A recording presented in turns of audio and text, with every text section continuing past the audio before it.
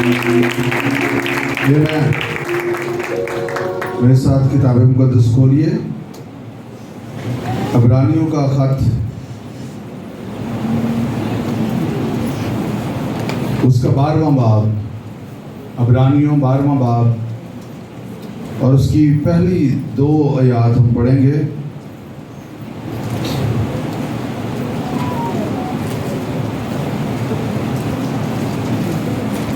इब्रानियों 12वां बाब और उसकी पहली 2 आयत। यहाँ पर लिखा है, बस जबकि गवाहों का ऐसा बड़ा बादल हमें घेरे हुए है,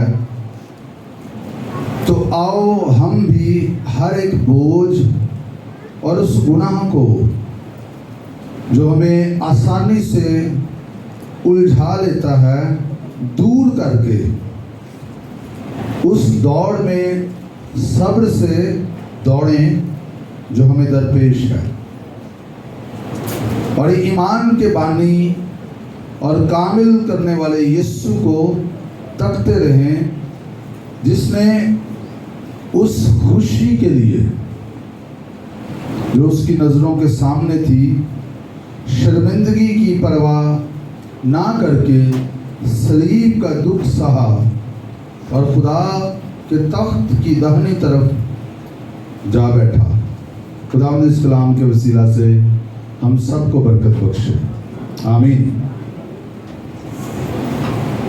अजीज़ों, हम कुछ देर इस पैसेज पर गौर करेंगे।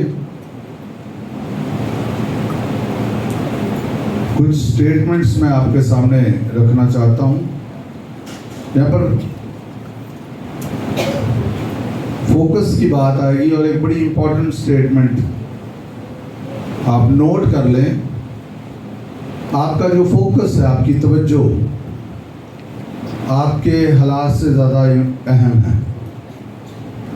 आपकी तवज्जो आपके हालात से ज़्यादा अहम है। और मेरी दुआ है कि हम इस बात को गहरे तौर से समझें। यहाँ पर पौलुस रसूल 11वें बाब को बुनियाद बनाते हुए 12वें बाब का आगाज़ करते हुए ये बात करता है कि बस जबकि गवाहों का ऐसा बड़ा बादल, ये गवाहों का जो बादल है 11वें बाब में ईमान के जो सूरमा है उनका जिक्र किया गया है, जो इब्राहिम है, इसहाक है, फिर उसके बाद याकूब है, मूसा है,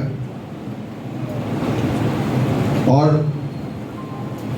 इसमें कई नाम नहीं लिखे लेकिन फिर भी शेरों की मान का जिक्र किया गया है, आग की भट्टी का जिक्र किया गया है, और फिर कोड़े खाने का, संसार किए जाने का, बहुत सारे उन ईमान के सुरमाओं का जिक्र किया गया है जिन्होंने अपने ईमान में कामयाबी हासिल की।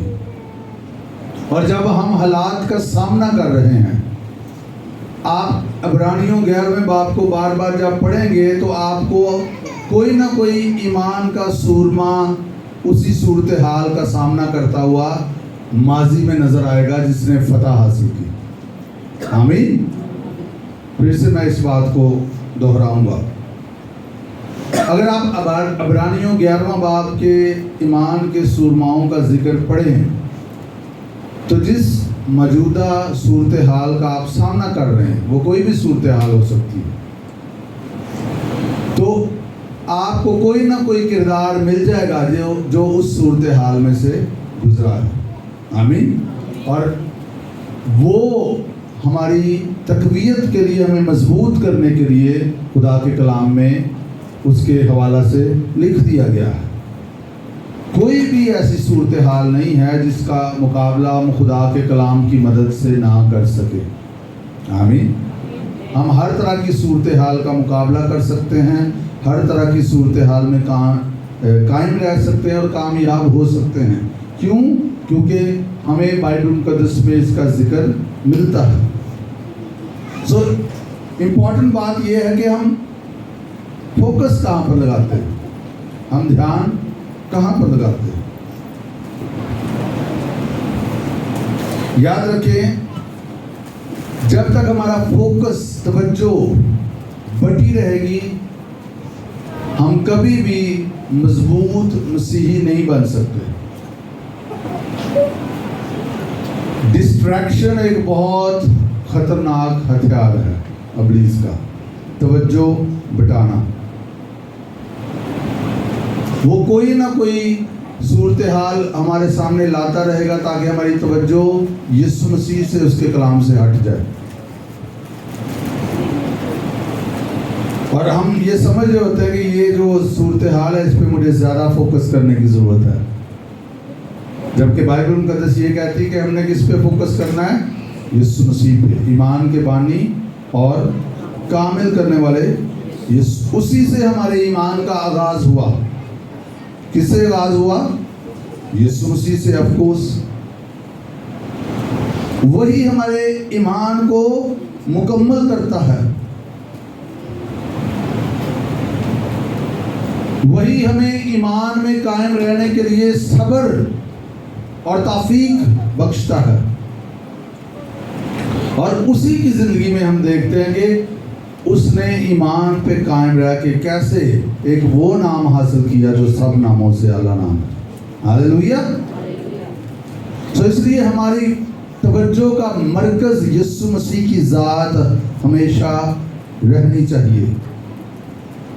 और यहाँ पर लिखा है कि जब गवाहों का ऐसा बड़ा बादल हमें घेरे हुए है, जब हमारे पास इतनी टेस्टमनीज हैं, इतनी गवाहियां हैं। देखिए, ये मैं फिर से कहूँगा, ये उन ईमान के सूरमाओं की हैं जिनका बाइबल मुकद्दस में जिक्र हुआ है, जिनके फेथ को टेस्ट किया गया है, जिनके ईमान का इम्तिहान लिया गया है और वो उस ईमान में साबित कदम रहे हैं और उन्होंने खुदा की ज़ात पर ईमान रखते हुए नताइज को हासिल किया, अगरचे वो भी कमज़ोर हुए कई जगहों पर। जितने भी हैं हमें उनकी कमज़ोरी नज़र आती है। मां सिवाय हनूक के बारे में कुछ भी ऐसा बाइबल मुकद्दस में नहीं लिखा हुआ। लिखा वो खुदा के साथ चलता था और फिर वो आसमान पर उठा लिया गया। अदरवाइज जितने भी बिलीवर्स हैं, हमें कहीं ना कहीं कुछ ना कुछ जो इंसानी नेचर है उसका इन्फ्लुएंस या उस इंसानी फितरत ने उनको मगलूब कहीं ना कहीं किया है। कहीं ना कहीं वो डर भी गए। जैसे इब्राहिम ईमानदारों का बाप था लेकिन वो डर गया। इसहाक धोखे का शिकार हो गया, याकूब ने धोखा दे दिया। आमीन। तो ईमान के सूरमा ये जितने भी हैं, अगरचे वो अपनी कमजोरियों के बावजूद उन्होंने अपनी तवज्जो खुदा पर, खुदा के कलाम पर लगाई, तो फाइनली वो कामयाब हो गए। हालेलुया। फिर जब ध्यान से सुनिए, जब पौलुस उनका जिक्र करता तो वो उनकी नाकामियों का जिक्र नहीं करता। हालेलुया। वो फिर उनके ईमान का जिक्र करता है जिसमें वो कायम रहे। हालेलुया। आपका आगाज कैसा है ये मैटर नहीं करता, आपका अंजाम कैसा है ये मैटर करता। आपने शुरू कैसे की रूहानी जिंदगी, अच्छी बात है, लेकिन अब आपने खत्म कैसे की है ये ज्यादा इंपॉर्टेंट है। हालेलुया। इसलिए लिखा है ईमान के बानी और कामिल करने वाले यीशु को तकते, he is the finisher of our faith. वो हमारे ईमान को मुकम्मल करने वाला है। उस पर नजरें लगाए बगैर हम ईमान में कायम नहीं रह सकते, क्योंकि हालात टफ से टफ होते जाएंगे। दुनिया के आपके इर्द गिर्द पता नहीं कौन कौन सी आजमाइशें, कौन कौन सी मुश्किलात आपके सामने होंगी, आपके इर्द गिर्द होंगी, लेकिन अगर हमारी नजरें यीशु मसीह पर लगी हुई हैं तो फिर हमारा भी जिक्र इसी तरह होगा जिस तरह इन ईमान के सुरमाओं का जिक्र किया गया।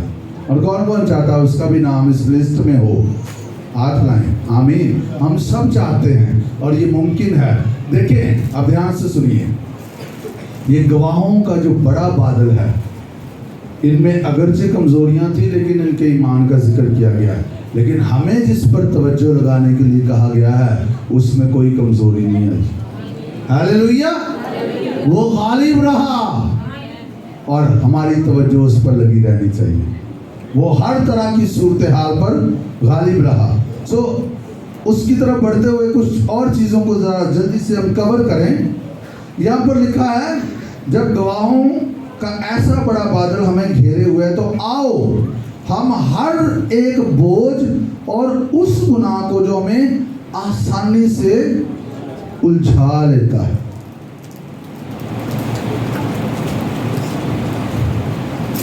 हर उस बोझ और उस गुनाह को जो हमें आसानी से उलझा लेता है। इसको अगर हम सादगी से देखें तो हर वो चीज, सुनिए, जो आपको आगे बढ़ने से रोक रही है। यहां पर पौलुस कहता कि आइए हम उससे अपने आप से दूर करें। एक जो भागने वाला होता है, एक जो दौड़ने वाला होता है, वो क्या बोझ उठाकर दौड़ सकता है? तो अगर उसने रेस को जीतना है तो क्या करेगा? वो बोझ को हटाएगा। हम एक रेस में दौड़ रहे हैं, लिखा हुआ है आगे,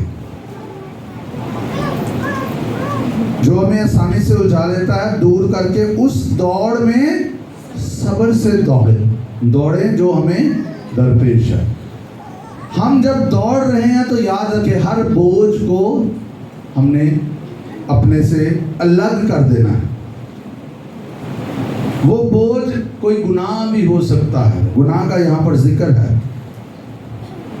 अभी चंद दिन पहले एक नौजवान मेरे पास आया और उसने मुझे ये कहा कि मैं बड़ी कोशिश करता हूँ लेकिन एक गुनाह पर गालिब नहीं आ रहा, बड़ा जोर मार रहा हूँ। फिर मैंने उसकी काउंसलिंग की कि आप खुदा के कलाम के मुताबिक ये यकीन करो कि गुनाह का अब आप पे कंट्रोल नहीं है, तो आप गुनाह के एतबार से मर चुके हैं। ये बड़ा इंपॉर्टेंट है हमारा गालिब आने के लिए। पहले हमें पता हो सच्चाई क्या है, फिर हम उस सच्चाई की बुनियाद पर गालिब आएंगे। और फिर मैंने उसे कहा कि आप पाक रूह से हेल्प मांगो। और फिर मैंने उसे ये भी कहा कि कोई भी, क्योंकि उसने मुझे ना बताया ना मैंने उससे पूछा, मैंने कहा कोई जो भी चीज़ आपको उस गुनाह की तरफ लेके जा रही है, ऐसा एनवायरनमेंट, उस चीज़ से पीछे हट जाओ, उससे पीछे हट जाओ। क्योंकि ये नहीं हो सकता कि आप जो है वो आप किसी कमज़ोरी का शिकार हो और बार बार आप उस माहौल में बार बार जाएं, तो फिर आप गिर सकते हैं जब तक आप मजबूत नहीं हैं। तो हर शख्स किसी ना किसी तरह किसी ना किसी कमज़ोरी को डील कर रहा होता है। हो सकता है किसी को गुस्सा जल्दी आ जाता है, हो सकता है किसी के ख्यालात ज़्यादा जल्दी जो है वो करप्ट हो जाते हैं, हो सकता है कोई ज़्यादा जल्दी हर्ट हो जाता है, डिफरेंट किस्म के परेशान हो जाता है, मुख्तलिफ किस्म के अटैक्स आप पर आ सकते हैं और आपको पता होता है। याद रखिए, एक बात मैंने पहले भी बताई है, अगर आपने कभी रेसलिंग देखी हो तो उसमें एक चीज़ वो दिखाते हैं कि जब कोई पहलवान को कहीं पे ज़्यादा चोट लग जाती तो दूसरा पहलवान क्या करता? वहीं पे मारता है, बार बार उसे वहीं पे मारता है, क्योंकि उसे पता है कि यहाँ पर ये ऑलरेडी वीक हो चुका है, इंजर्ड हो चुका है। ध्यान से सुनिए, शैतान यही काम करता है। वो आपके खिलाफ उस एरिया में इतनी कोशिश करता है कि वो उस एरिया में पेनिट्रेट कर दे, छेद डाल दे, वहां पर बार बार वहीं पे अटैक करेगा। लेकिन हमने खुदा के जोर से उसी एरिया में गालिब आना है, क्योंकि उस एरिया में हम तो कमजोर हैं। लेकिन मजे की बात यह है, फजल की बात यह है कि हमारी कमजोरी जो है जब हम जान जाते हैं वो भी जोर बन जाती है। क्योंकि कमजोर कहे मैं, और हमारा जोर कौन है? रब साडा जोर है ते। और सिर्फ गाने के लिए नहीं है, वो है। किस किस का जोर है? हाथ ला दे जरा, हालेलुया। शैतान और उसकी विद्रोहों को शर्मिंदा करें कि रब साडा जोर है, हालेलुया। वो हमारी कमजोरियों में हमारा जोर बन जाता है, हालेलुया। बजाइए उसके जलाल के लिए जोरदार ताली, हालेलुया।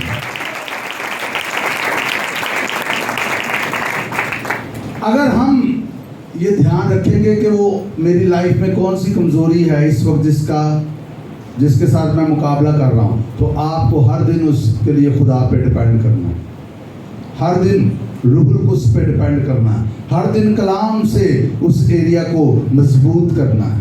आमीन। इब्लीस आएगा, अटैक करेगा, रिवर्स हो जाएगा, वो कामयाब नहीं हो सकेगा। एक ईमानदार जब कॉन्शियस हो जाता है, इब्लीस उसके खिलाफ मौसर नहीं हो सकता। ये नहीं कि आएगा, नहीं आएगा, लेकिन भाग जाएगा, क्योंकि जब ईमानदार आगे मुकाबला करने वाला होगा तो वो भाग जाएगा। लेकिन अगर मुकाबला नहीं करेगा तो लिखा है वो ढूंढता फिरता है कि इसको फाड़ खाए, वो ढूंढता फिरता है। एक इब्लीस का तरीकाकार ये है कि वो आपके सामने सूरत हाल को, हालात को, लोगों को इस तरह पेश करेगा कि आपको ये लगे कि ये नेचुरल है, ये फितरी है। वो आपकी तवज्जो इस तरफ नहीं जाने देगा कि ये स्पिरिचुअल है। बहुत सारी चीजें रूहानी होती हैं, क्योंकि हर चीज का ओरिजिन क्या है? स्पिरिट रेलम है। यशाया में क्या लिखा है? देखिए जरा ये स्क्रिप्चर इस बात को समझने के लिए। यशाया नबी का सहीफा,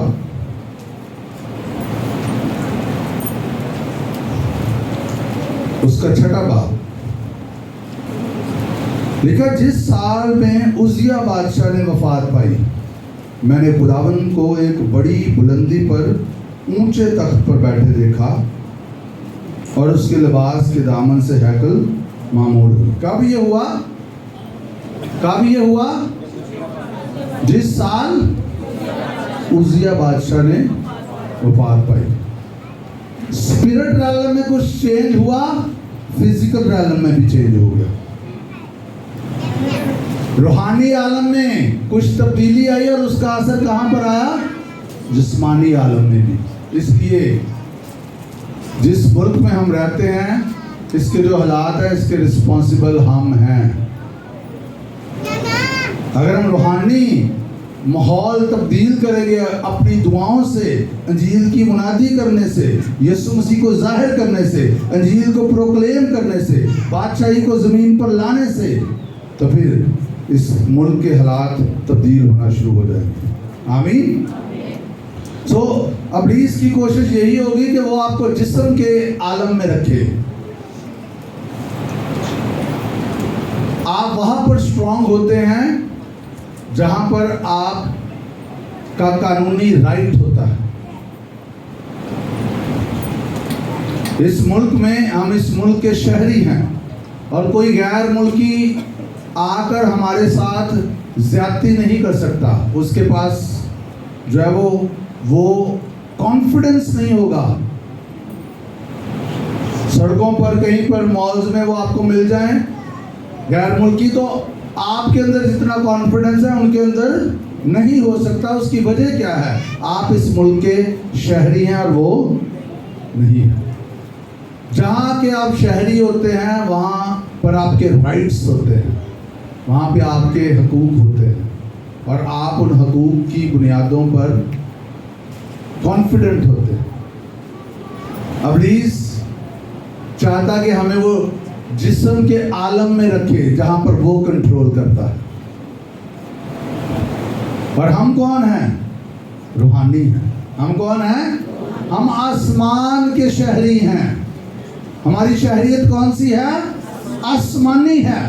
लेकिन हम आसमानी मुकामों पर यीशु मसीह के साथ बिठाए गए हैं। ये हमारी स्पिरिचुअल पोजीशन है। तो इब्लीस क्या करेगा? वो उसकी यही कोशिश होगी कि वो आपको जिस्मानी आलम में रखे, आप चीज़ों को जिस्मानी तौर पर देखें। कुछ भी हो रहा, आप उसको जिस्म में डील कर रहे हैं, आप जिस्म में फाइट करने की कोशिश करें और जिस्म के तरीके से, जिस्मानी तरीके से उसको हल करने की कोशिश करें। याद रखें, रूहानी जंगें जिस्म में नहीं लड़ी जाती, रूहानी जंगें रूह में लड़ी जाती। क्यों बहुत सारे ईमानदार नाकाम हैं? उसकी एक ख़ास बड़ी वजह, उन्होंने कभी सीखा ही नहीं है कि रूहानी जंग भी होती है कि नहीं।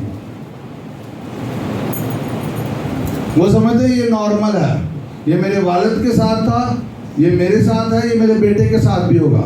और एक्चुअली पीछे क्या है? कर्स है, एक लानत है जो फॉलो कर रही है, जो रूहानी आलम में जब उसकी पहचान होगी तो वो ब्रेक हो जाएगी। कई खानदान एक ही तरह के मसाइल का मुसलसल सामना करते हैं और वो समझते हैं ये नॉर्मल सी बात है। No, there is a spirit behind the scene. इब्लीस कहीं ना कहीं काम कर रहा है। सो रूहानी जंगें रूह के आलम में लड़ी जाएंगी और हमें खुदा के हुजूर जाना। हमारे रूहानी कान और आंखें खुली होनी चाहिए। आमीन। आप कोई भी मैटर होता है, बजाय उसको जल्दी से खुद हल करने के, खुदा के हुजूर जाएं तो सही। अब दुआ करना शुरू करें, उस पर टाइम तो स्पेंड करें, खुदा पे फोकस तो करें उस एरिया में। फिर आप देखेंगे किस तरह खुदा आपको, सबसे पहले खुदा क्या करेगा, ध्यान से सुनिए, आपको इत्मीनान देगा। सबसे पहले आप उस एरिया में अभी कुछ हुआ या नहीं हुआ, आप इत्मीनान में आएंगे। आपने इफेक्टिव दुआ कर ली है तो उसका एक साइन ये है, आप इत्मीनान में आ जाएंगे। वरी जो है, फिक्रमंदी जो है, दबाव जो है, बोझ है, वो लिफ्ट अप हो जाएगा। सिचुएशन अभी चेंज नहीं हुई, अभी वही की वही है, लेकिन क्या होगा, एक बोझ आप पर से उठा लिया जाएगा, बिकॉज आपने स्पिरिट रैलम में उसको डील करना शुरू कर दिया। समझ आ रही है आपको? हाथ लाएं जिस जिसको समझ आ रही है। हम और तरफ चल पड़े हैं, लेकिन दिस इज वेरी इंपॉर्टेंट।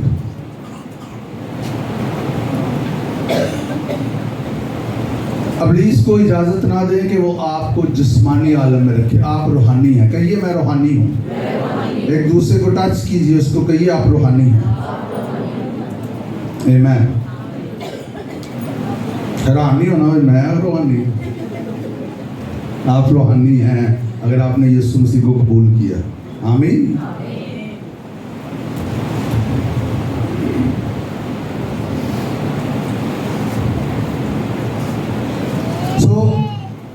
हर उस चीज को और गुनाह को जो आसानी से आपको उलझा देता है, उसको खुद से दूर करना है। ये हमारी रिस्पॉन्सिबिलिटी है।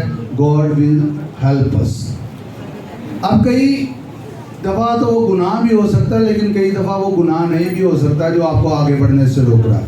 वो कुछ अच्छी चीज़ें भी हो सकती हैं, वो आपकी मिसप्लेस्ड प्रायोरिटीज भी हैं। इसका मतलब क्या है? आपकी तरजीहात खुदा के कलाम के अलावा कुछ और हैं।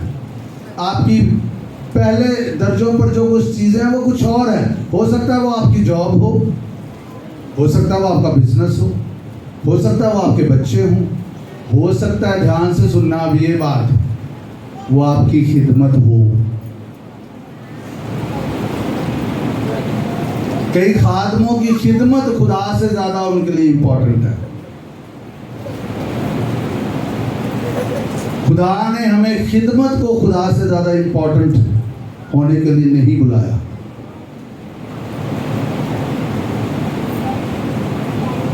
इसको हजम करना है आपने, इस बात को, ये बड़ी समझने वाली बात है। God is more important. आमीन, हालेलुया। इसको डाइजेस्ट कर सके मेरी ये दुआ। अच्छी चीजें, खिदमत गुनाह नहीं है, बच्चों पर तवज्जो देना गुनाह नहीं है, अपने कारोबार का ध्यान रखना, अपने जॉब को अच्छे तरीके से करना गुनाह नहीं है। लेकिन अगर ये दर्जात, ये प्रायोरिटीज खुदा से ऊपर हैं तो फिर सारा कुछ काम खराब हो रहा है। क्योंकि अगर खुदा ऊपर है तो सब कुछ इन ऑर्डर है, लेकिन अगर खुदा ऊपर नहीं है तो फिर ऑर्डर में चीज़ें नहीं हैं। मैं हमेशा इसी पे काम करने की कोशिश करता रहता हूँ और खुदा ने मुझे ये बात सिखाई है कि व्हाट्सोएवर जो आप करते हैं उसका सेंटर जो है वो खुदा होना चाहिए। उसका सेंटर खुदा होना चाहिए। सेंटर ठीक हो ना तो चीज़ें ठीक रहती हैं। आप गाड़ी के पुर्जे या किसी मशीन के पुर्जे निकाल लें और आप एक सेंट्रल पुर्जा जो है ना डालें, बाकी सारे डाल दें, तो क्या होगा? वो फंक्शन नहीं करेगा। ऐसे ही है ना, जैसे आप हंडिया बनानी है, आप सारा कुछ हंडिया में डालते, आग बालो ही ना, वो सेंट्रल चीज है। आमीन। घी के बगैर तो हंडिया बन सकती है, पर आग के बगैर नहीं बन सकती। ठीक है भाई साहब, तुहानू पता घ्यो तो बगैर भी नहीं बनती, बन जाती है, पर ये कि कुछ छड़ना नहीं है।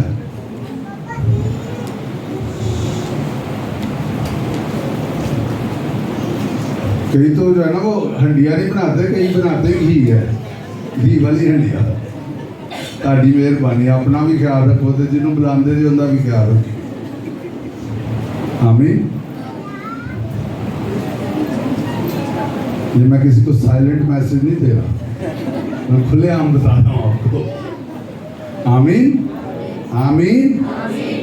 तो कुछ अच्छी चीजें भी जो आपको आगे बढ़ने से रोक रही हैं, उनको स्ट्रिप ऑफ कर दे, दूर कर दे अपने आप से, पीछे फेंक दे उनको। अच्छी चीजें भी, हर वो बोझ जो आपको उलझा रहा है, हर वो बोझ जो आपकी स्पीड को स्लो कर रहा है, खुदा चाहता क्या करे, उसको खुद से दूर कर दे। हमारी इंटेंशंस कई दफा दुरुस्त होती हैं, लेकिन हमें पता नहीं होता हमने करना क्या है, और इब्लीस ऐसे घुमाता रहता, हमें बार बार कोई ना कोई चीज हमारे सामने ले आएगा और हम उसको पहला दर्जा दे देंगे, खुदा को पीछे कर लेंगे। और हालांकि हमारी नीयत ये नहीं होती, क्योंकि वो ट्रिकी है, वो धोखेबाज है, वो हमें धोखा देता रहता है। और सबसे बड़ी एक प्रॉब्लम पता है ईमानदार के साथ, सबसे बड़ा उसका बंधन क्या है कि ईमानदार का, ध्यान से सुनना है, लैक ऑफ नॉलेज। उसको पता नहीं है, मेरे लोग अदमे मार्फत से हलाक हुए, उन्होंने विजडम नहीं हासिल की, उनको खुदा के कलाम का नहीं पता कि यहाँ पे मैंने क्या करना है, और वो शिकार हो जाते हैं। इसलिए अपने तमाम हासिलात से इल्म हासिल करें। हमें खुदा के कलाम के इल्म को हासिल करना है। हालेलुया। तो हर तरह की डिस्ट्रैक्शन, तवज्जो बढ़ जाना, और इस पे कई दफा हम काम नहीं करते, तवज्जो आसानी से ऐਵੇਂ ही बढ़ जाती। अचानक एक बच्चा रोना शुरू होगा, सारे उधर देखना शुरू कर, इधर से कोई एंटर हुआ है, उधर सारे का ध्यान चला गया। मैं आपको बताऊं, इस पे काम करना पड़ता है, फोकस करने के लिए काम करना पड़ता है। जब आपकी तवज्जो कलाम में आप डूबे हुए हैं, आप गहराई से सुन रहे हैं कलाम को, आप खुदा के हुजूर गहराई से बैठे हुए हैं, आपकी फिर तवज्जो नहीं बटेगी। आमीन। इस पे वर्क करना पड़ता है।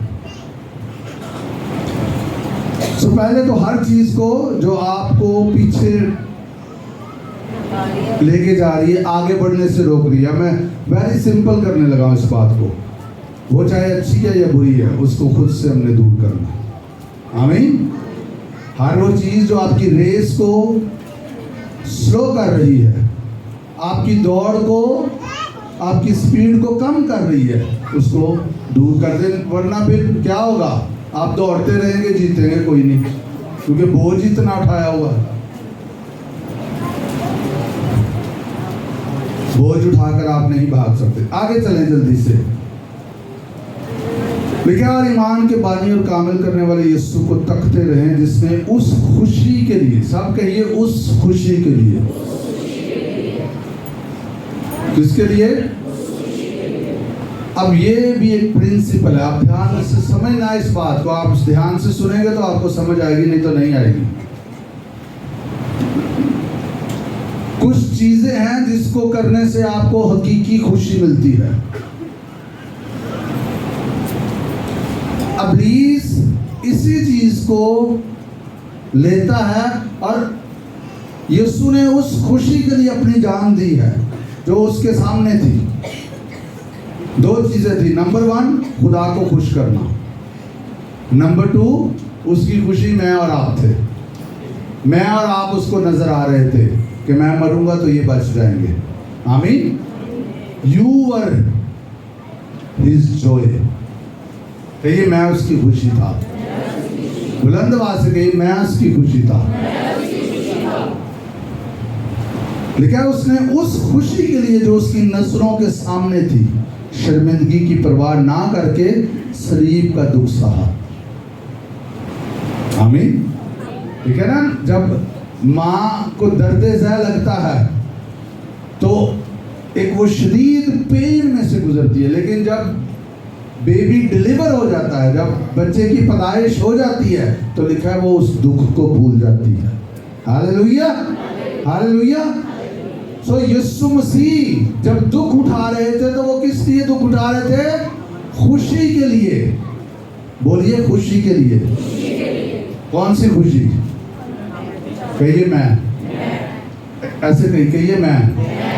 आप वो खुशी थे जिसके लिए वो दुख उठा रहे थे। बज़ाहिर तो वो दुख उठा रहे थे, वो पेन थी, लेकिन उसका रिजल्ट क्या था?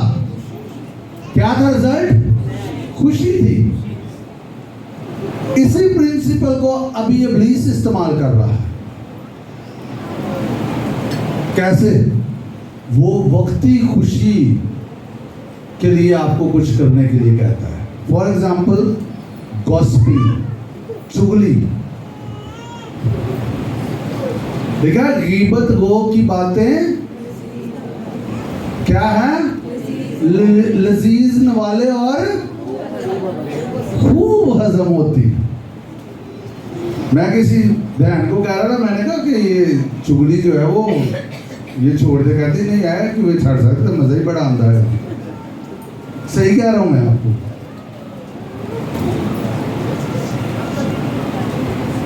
अब इससे थोड़ी देर के लिए तो आप इंजॉय करेंगे, अच्छा लगेगा, ओंधी कर ली ओनू पढ़ लिया, लेकिन इसमें इसके एंड पे क्या है? गम है। इसके एंड पे क्या है? गम है। जब आप कोई गलत काम करते हैं, जब आप कुछ गलत देख रहे हैं, सुने नौजवान बेटे बेटियां, जब आप कुछ गलत देख रहे हैं अपने मोबाइल सेट पर, अपने कंप्यूटर पर या कहीं पर भी, तो वो आपको थोड़ी देर की खुशी मिलेगी उससे, लेकिन एंड पे क्या है? बोलिए, गम है। इब्लीस इस चीज को ईमानदारों के खिलाफ इस्तेमाल कर रहा है। वो टेम्परेरी आर्जी खुशी के लिए नाफरमानी भी कर रहे हैं, कुछ ऐसे काम कर रहे हैं जिससे उनको वक्ती खुशी मिलती है, लेकिन एंड पे गम है। दुआ मुश्किल काम है ना? रोजा रखना मुश्किल काम है। प्रेयर मीटिंग में आना कईयों के लिए सबसे मुश्किल काम है।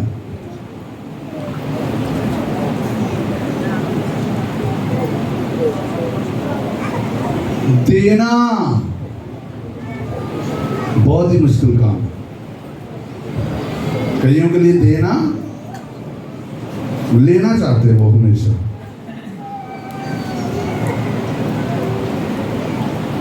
इससे बज़ाहिर लगता है कि गम होगा, लेकिन इसका रिजल्ट क्या है? बोलिए, खुशी है। हालेलुया। और जैसे यीशु ने उस खुशी के लिए जो उसकी नजरों के सामने थी, सलीब की मौत को कबूल कर लिया, सेम इसी तरह हमें पता होना चाहिए कि हकीकी खुशी किस बात में है। और उसके लिए हमारी एग्जाम्पल कौन है? यीशु मसीह। उसके लिए हमारी एग्जाम्पल कौन है? अगर दुख में से गुजरना पड़ जाता है और उसका रिजल्ट हकीकी खुशी है, तो उस दुख में से गुजर जाए। आमीन। अगर आपको तंबीह किया जाता है, अगर आपकी सरजनश की जाती है, तो वक्ती तौर पर तो ये गम है, लेकिन at the end of the day there is a joy. वो हकीकी खुशी है जो आपके लिए। हालेलुया। क्या आप वक्ती खुशी चाहते हैं या अबदी खुशी चाहते हैं? बोलिए। अगर हम अबदी खुशी चाहते हैं तो जो चीज़ें आपको वक्ती खुशी दे रही हैं, किसी की बेइज्जती करके आप बड़े खुश होते हैं, वह जो मैं बढ़िया गल्लां सुनाइयां हूँ, है ना? आपको वक्ती खुशी मिल रही है, लेकिन क्या आप उस गम में नहीं जाएंगे? जब आप खुदा के जो दुआ करने के लिए जाएंगे तो क्या होगा? खुदा के रूने को आपने पहले ही रंजीदा कर लिया। और अफसोस की बात, कई लोग तो पाक रूह रंजीदा है और वो सालों महीनों दुआ करते रहते हैं, उन्हें पता ही नहीं चलता पाक रूह रंजीदा उनसे। तो ये अफसोसनाक बात है।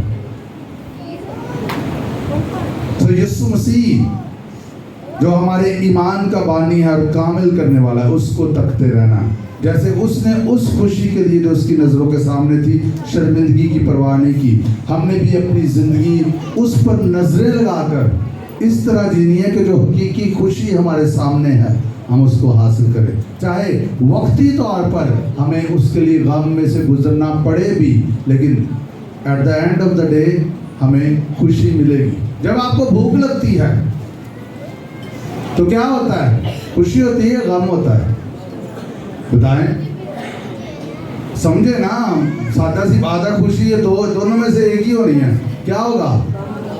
जब आपको भूख लगती है तो, लेकिन जब आपको खाना मिलता है तो एक वक्त में पेन है। ध्यान से सुनें, आइए जरा थोड़ा सा डीपर जाए। कई दफा कुछ गम इंडिकेट कर रहे होते हैं आपको बचाने के लिए। अचानक किसी के दर्द हुई है, फॉर एग्जाम्पल यहाँ पर उसको दर्द होना शुरू हो गई, और उस दर्द की वजह से उसने क्या किया, वो डॉक्टर के पास चला गया, चली गई, और डॉक्टर ने बताया कि आप बड़े टाइमली आ गए। समझ आई आपको कुछ हो सकता था। कई गम जो है वो आपको खुशी की तरफ लेके जाएंगे। आमीन, हालेलुया। इसलिए खुदा के लोग होते हुए आपको अंडरस्टैंड करना है, आपको इस बात को समझना है कि किस चीज़ से हकीकी खुशी मिलेगी। और उसकी एग्जाम्पल मैं बार बार कह रहा हूँ, हमारा खुदावंद यीशु मसीह है।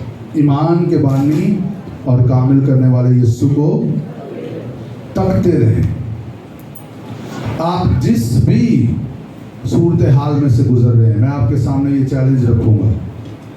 अगर आप बोझ के नीचे हैं तो गवाहों के बादल को देखिए, खुदा के लोगों को देखिए, यीशु मसीह को देखिए, वो आपको बोझ से आज़ाद कर सकता है।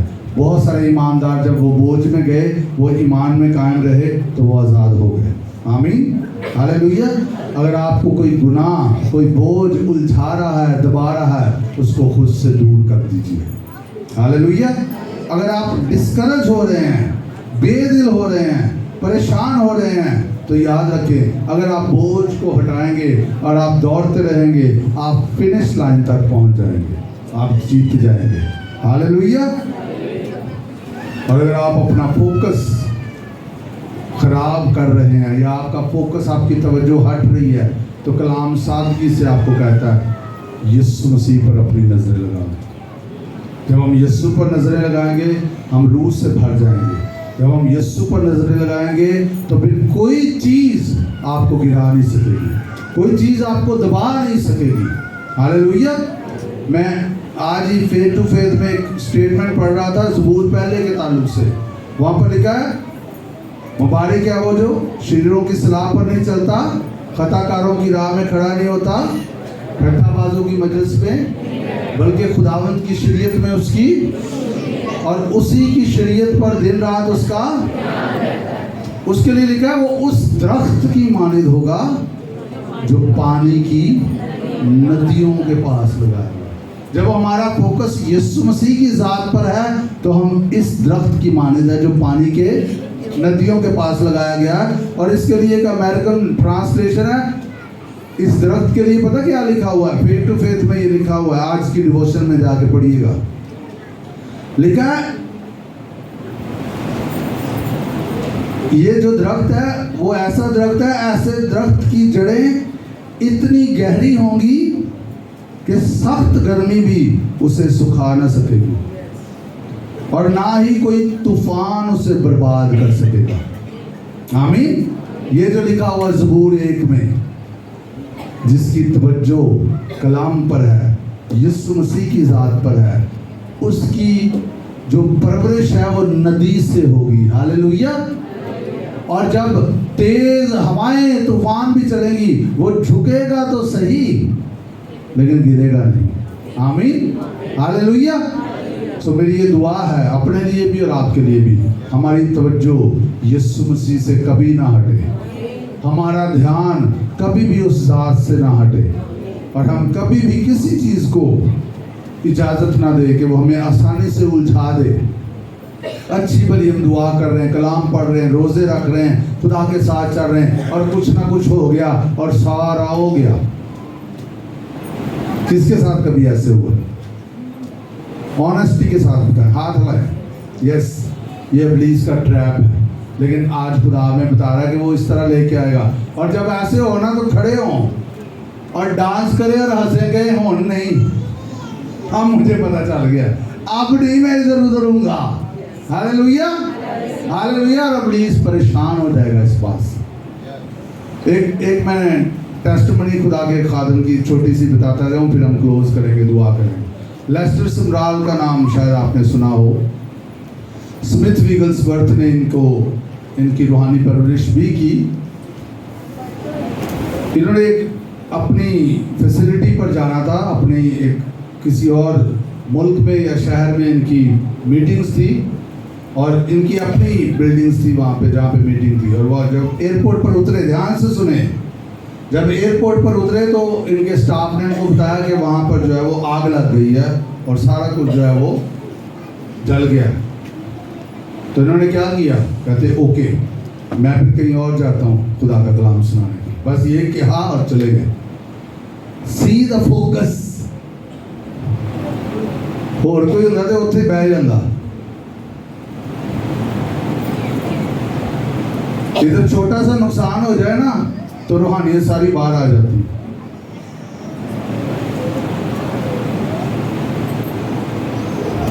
बच्चों का हालो बेहाल हो जाता है, नुकसान करने से बच्चों को पता लग जाता है मेरे अम्मी अबू कितने रूहानी।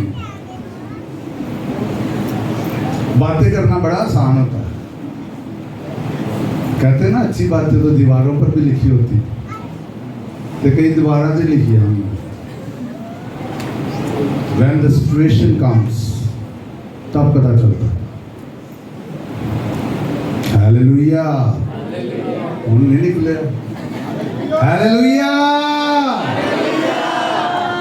सो ये जब हम प्रैक्टिस करते हैं इसकी फिर होता है ऐसे। आमीन। यीशु पर जब हमारा फोकस है तो एक और बात बताता जाऊं, घर में जाके पढ़ लीजिएगा आप, स्टिफनेस का हवाला पढ़ना आपने। आमीन। अमाल की किताब में फोकस के लिए न्यू टेस्टामेंट में एक खूबसूरत जो वाक्य है वो स्टिफनेस का है। जल्दी से पढ़ देता हूँ फिर हम खत्म करने लगे, वाकई करने लगे। 7वां बाब और उसकी 54वीं आयत 54 वर्ड्स यहाँ पर लिखा, जब उन्होंने ये बातें सुनी तो जी में जल गए और उस पर दांत पीसने लगे, मगर उसने रूहुल कुछ से मामूल होकर आसमान की तरफ गौर से नजर की। पूरा क्राउड है, जब वो उनको कलाम सुना रहा था, कोई बुरी बातें नहीं कह रहा था, कलाम सुना रहा था, लिखा है वो जी में जल गए और उस पर दांत पीसने लगे। ऐसा क्राउड आपके सामने, और आप क्या कर रहे हैं उस वक्त? लिखा मगर उसने रूहुल कुछ से मामूर होकर आसमान की तरफ गौर से नजर की और खुदा का जलाल और यीशु को खुदा की दाहिनी तरफ खड़ा देखकर। कैसे नजर की? कैसे नजर की? यहाँ पर उसका फोकस उस क्राउड पर नहीं था। गौर लफ्ज यहाँ पर इस्तेमाल हुआ, ये नहीं लिखा उसने नजर की। इस कदर वो खुदा की जात पर फोकस था कि दांत पीसने वालों पर उसका फोकस नहीं था। उसका फोकस आसमान की तरफ था, गौर से नजर की। हालेलुया। और क्या देखा? क्या देखा? खुदा का जलाल और यीशु को खुदा की दाहिनी तरफ। जब मैं और आप हालात पर नहीं ना तवज्जो लगाते, खुदा पर गौर से देखते तो हम जलाल देखेंगे, हम यीशु को देखेंगे। हालेलुया। लेकिन मगर उन्होंने लिखा और कहा देखो। उसने क्या कहा? देखो मैं आसमान को खुला और इब्ने आदम को खुदा की दाहिनी तरफ खड़ा देखता हूँ। उनको भी उसने इनविटेशन दिया, तुम भी देख सकते हो। मगर उन्होंने बड़े जोर से चिल्लाकर अपने कान बंद कर लिए और एक दिल होकर उस पर झपटे और शहर से बाहर निकाल कर उसको संसार करने लगे। और गवाहों ने अपने कपड़े साउल नाम एक जवान के पाँव के पास रख दिए। बस ये स्तिफनस को संसार करते रहे और वो ये कहकर दुआ करता रहा, ऐ खुदावंद यीशु मेरी रूह को कबूल कर। फिर उसने घुटने टेककर बड़ी आवाज़ से पुकारा, क्या खुदावंद ये गुनाह इनके ज़िम्मे ना लगा, और ये कहकर सो गया। क्या जब वो आसमान पर यीशु को के जलाल और यीशु को देख रहा था और उन्होंने उसी टाइम उस पर पत्थर बरसाना शुरू कर दिए, इधर देखे जरा, तो क्या यीशु उसकी नजरों के सामने से हट गया था? नहीं हटा। ना उसने नजरें हटाई, ना यीशु उसकी नजरों के सामने से हटा। हालेलुया। और इसी सिचुएशन में उसने अपनी जान दे दी। हालेलुया। किस कदर खूबसूरत एग्जाम्पल है फोकस की, ये हमारे लिए मुमकिन है। आमीन। आइए अपनी आंखों को बंद करें, अपने सरों को खुदा के हुजूर झुकाएं और आइए हर चीज़ से अपना ध्यान हटा दीजिए जो आपको आगे बढ़ने से रोक रही है।